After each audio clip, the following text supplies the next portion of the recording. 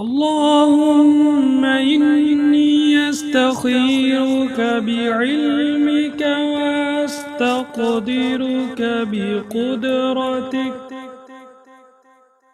وأسألك من فضلك العظيم فإنك تقدر ولا أقدر وتعلم ولا أعلم وأنت علام الغيوب. اللهم إن كنت تعلم أن هذا الأمر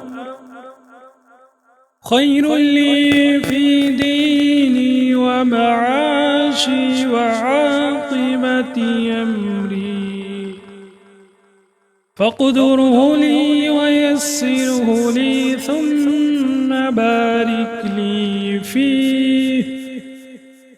وإن كنت تعلم أن هذا الأمر شر لي في ديني ومعاشي وعاقبة أمري فاصرفه عني واصرفني عنه واقدر لي الخير حيث كان ثم أرضني